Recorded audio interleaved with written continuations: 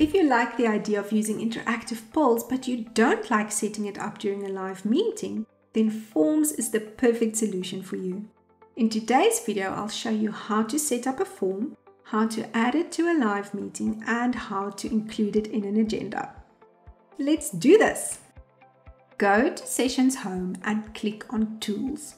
Click on Forms by Sessions, New Form, and give your form a name so that you can easily find it later.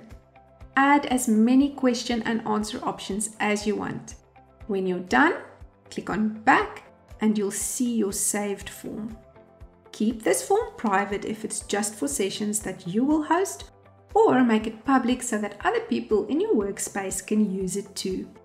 You can now embed this form during live sessions. Let's start a session.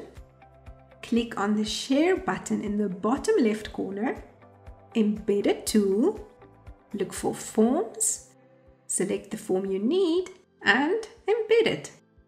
Click on Form Options to check that you are happy with its settings. And now participants will be able to vote, and depending on your settings, the results will automatically show up on screen. When you are done, simply remove the Forms tool. It's also possible to add a form to an agenda. This will ensure that it automatically loads on screen at the moment you need it. From Sessions Home, go to Agendas. I'm going to add my form to an agenda that I prepared earlier. Go to the relevant agenda item and click on Add Resource. Embed a tool, Forms, and let's select the form I created earlier. And now it will show up in the agenda. Let's check it out in the preview. Perfection!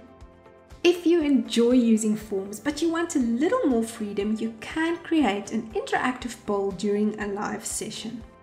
If you want to know more about this, then be sure to check out our Sessions in a Flash video about polls.